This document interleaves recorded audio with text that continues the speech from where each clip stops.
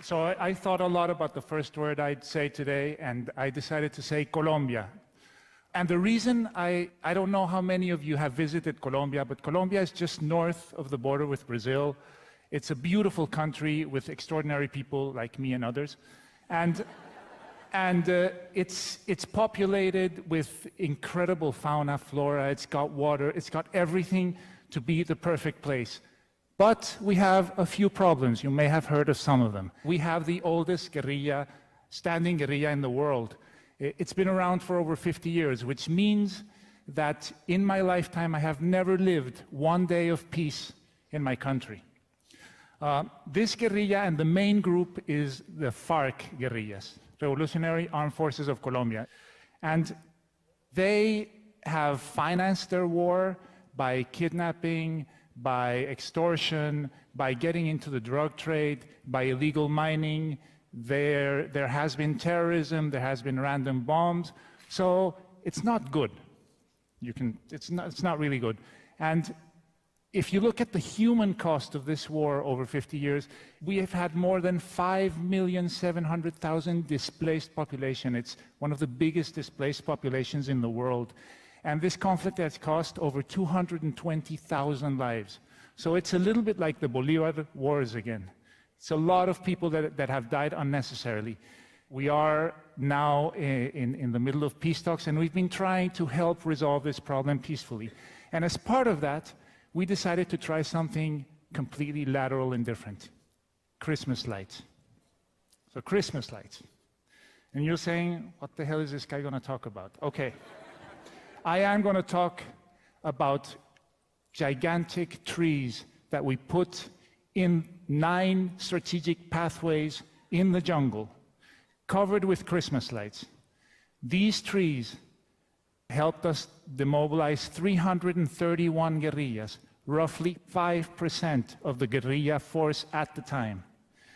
These trees were lit up at night, and they had a sign beside them that said, if Christmas can come to the jungle, you can come home.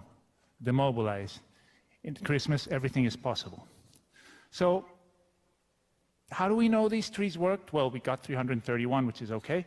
But we also know that not a lot of guerrillas saw them, but we know that a lot of guerrillas heard about them. And we know this because we are constantly talking to demobilized guerrillas. So let me take you back 4 years before the trees.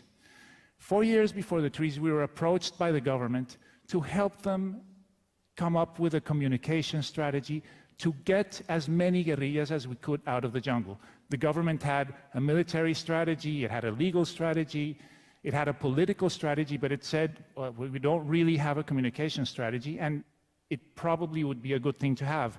So we decided to immediately jump into this because it is an opportunity to affect the outcome of the conflict with the things that we do, with the tools that we have. But we didn't know very much about it. We didn't understand. In Colombia, if you live in the cities, you're very far away from where the war is actually happening.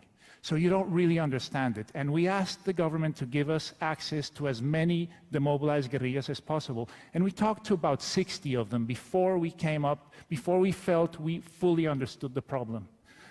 We talked about, they told us why they had joined the guerrillas, why they left the guerrillas, what their dreams were, what their frustrations were. And from those conversations came the underlying insight that has guided this whole campaign, which is that guerrillas are as much prisoners of their organizations as the people they hold hostage. And at the beginning, we were so touched by these stories, we were so amazed by these stories, that we thought that maybe the best way to talk to the guerrillas was to have them talk to themselves. So we recorded about 100 different stories during the first year, and we put them on the radio and television so that the guerrillas in the jungle could hear stories, their stories, or stories similar to theirs, and when they heard them, they decided to go out. I'm going to tell you one of these stories. This person you see here is Giovanni Andres. Giovanni Andres is 25 when we took that picture. He had been 7 years in the guerrilla, and he had demobilized very recently. His story is the following. He was recruited when he was 17, and sometime later, in his squadron, if you will, this beautiful girl was recruited, and they fell in love. Their conversations were about what their family was going to be like, what their kids' names would be, how their life would be when they left the guerrilla.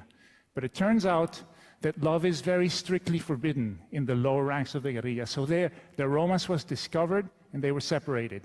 He was sent very far away, and she was left behind. She was very familiar with the territory, so one night when she was on guard, she just left. And she went to the army, she demobilized, and she was one of the persons that we had the fortune to talk to. And we were really touched by this story, so we made a radio spot. And it turns out, by chance, that far away, many, many kilometers north, he heard her on the radio. And when he heard her on the radio, he said, "What am I doing here?" O sea, she had the balls to get out. I need to do the same thing, and he did. He walked for 2 days and 2 nights, and he risked his life, and he got out. And the only thing he wanted was to see her. The only thing that was in his mind was to see her. The story, they did meet, okay? I know you're wondering, but yes, they did meet. They did meet. She had been recruited when she was 15, and she left when she was 17, so there were a lot of other complications, but they did eventually meet. I don't know if they're together now. I can't, but I can find out. But what I can tell you is that our radio strategy was working. The problem is that it was working in the lower ranks of the guerrilla. It was not working with the commanders, the people that are more difficult to replace, because you can easily recruit, but you can't get the older commanders. So we thought, well, we'll use the same strategy. We'll have commanders talking to commanders. And we even went as far as asking ex-commanders of the guerrilla to fly on helicopters with microphones, telling the people that used to fight with them, there is a better life out there, I'm doing good, this is not worth it, etc. But, as you can all imagine, it was very easy to counteract, because what was the guerrilla going to say? Yeah, right. If he doesn't do that, he's going to get killed. So it was easy. So we were suddenly left with nothing, because the guerrilla were spreading the word that all of those things are done because if they don't do it, they're in danger. And somebody, some brilliant person in our team came back and said, you know what I noticed? I noticed that around Christmas time, there have been peaks of demobilization since this war has started. And that was incredible, because that led us to think that we needed to talk to the human being and not to the soldier. We needed to step away from talking from government to army, from army to army, and we needed to talk about the universal values, and then we needed to talk about humanity. And that was when the Christmas tree happened. This picture that I have here, you see, this is the planning of the Christmas trees, and that man you see there with the 3 stars, he's Captain Juan Manuel Valdez. Captain Valdez was the first high-ranking official to give us the helicopters and the support we needed to put these Christmas trees up. And he said in that meeting something that I will never forget. He said, I want to do this because being generous makes me stronger, makes my men feel stronger. And I get very emotional when I remember him, because he was killed later in combat, and we really miss him. But I think I want you all to see him, because he was really, really important. He gave us all the support to put up the first Christmas trees. What happened later is that the guerrillas who came out during the Christmas tree operation and all of that said, that's really good, Christmas trees are really cool, but you know what? We really don't walk anymore, we use rivers. So rivers are the highways of the jungle, and this is something we learned. And most of the recruiting was being done in and around the river villages. So we went to these river villages, and we asked the people, and probably some of them were direct acquaintances of the guerrilla, we asked them, can you send guerrillas a message? We collected over 6,000 messages.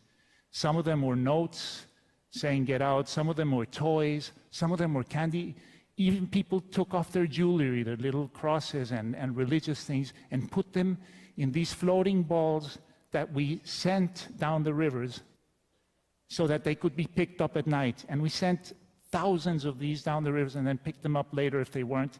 But lots of them were picked up. This generated, on average, a demobilization every 6 hours. So this was incredible, and it was about come home at Christmas. Then came the peace process. And when the peace process started, the whole mindset of the guerrilla changed. And it changed because it makes you think, well, if there's a peace process, this is probably going to be over. At some point, I'm going to get out. And their fears completely changed. And their fears were not about, am I going to get killed? Or their fears were, am I going to be rejected?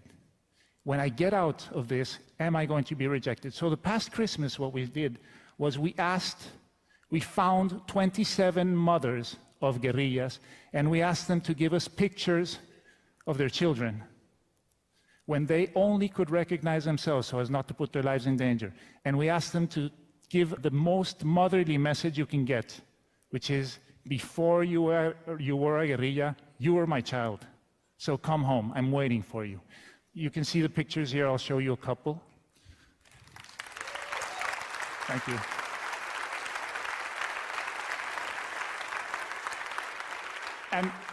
And these pictures were placed in many different places, and a lot of them came back, and it was really, really, really beautiful.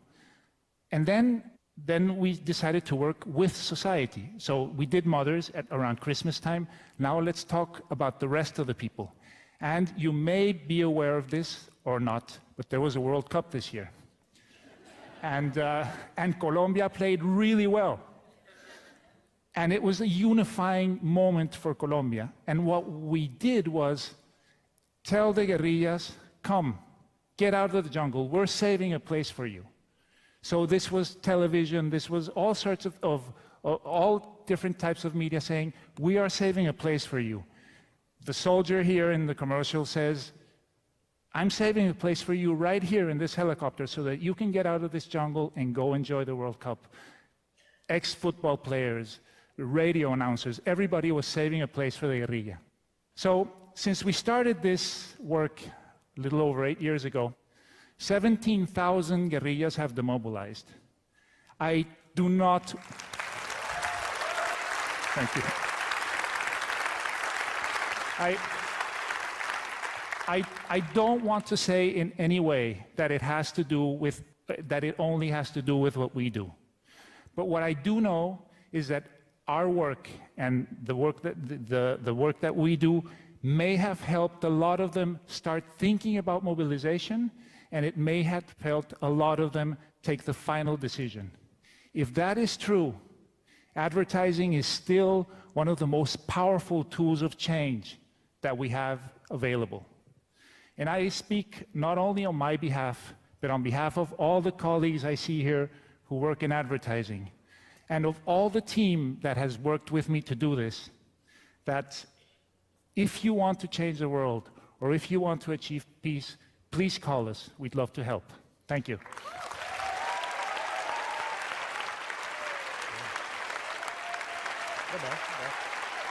Not bad. Big applause.